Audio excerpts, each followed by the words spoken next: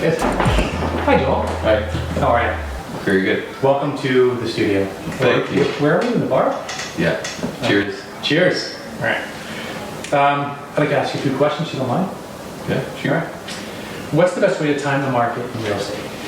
Well, this is the trickiest thing to figure out. And so pigs get slaughtered, I think. All of a sudden, Alberta's gone bust.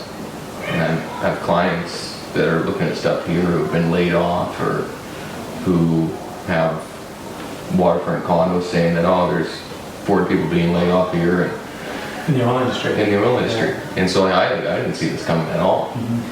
But I was joking around with my dad because my parents sold one of their rentals last year.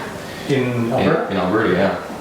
And so my mom didn't want to sell it because it was positive cash flow, and my dad's just sick of the tenants and sick of dealing with the problems, and so he was done with it. And interestingly enough, he was talking to me about it, about being frustrated, and I just had read an article somewhere about how the inventory had gone up from the previous year. Okay. And so what I've come to know is that when you're monitoring inventory and absorption, that gives you an indication of things to come. So the inventory is the number of houses or properties on the market? Yeah. Okay. So here, the inventory is the number of properties in the market. The absorption, we measure it monthly. And so the absorption rate is the number of houses that sell for a particular month. So if there's 100 listings, 20 of them sell, your absorption rate is about 20%. So on a good year, prior to either a big dip or before the big huge bubble in 2008, right? What was a good absorption rate? Well, last year in May, we got up to about 20%, and that was amazing because we hadn't seen that since I think the summer of 2007. Okay. So through 2008, 2009, 2010, when in the Okanagan, there wasn't much going on. There was for sale signs everywhere. There was great houses, and people just weren't buying them. And the absorption rate at that point in time was probably 8 or 9%. And so That's increased. We've increased. So I interrupt you. So your father didn't, or wanted to sell, but your mom didn't want to sell. So what happened? They sold it. Nice. And it was. Well, they had some partners, and anyways, they sold it. But so we were joking around, saying my dad must be the oracle of Calgary.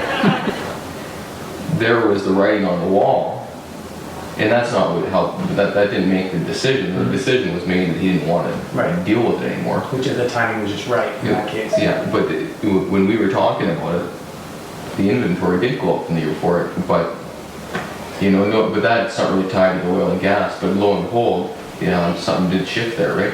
And so what we've done in our office is we've gone back to 2001. We got a stats machine, and so it's an Excel spreadsheet, and you can look at the days on market, the inventory, the absorption,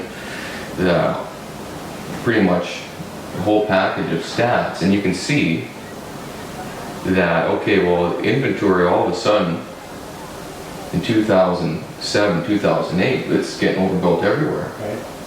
And so now the absorption is going down. And as soon as, I don't know what the magic number is, but if you're hovering around 20% for 3 years, and all of a sudden you're going 18 one month, 16 the next month, something's going on, and it's time to take a close look at it, right? So I don't think there's a crystal ball for real estate, but if there was, it'd be looking at that inventory absorption for time in the market. Yeah. Gotcha. Okay. Does that make sense? It does. I like it.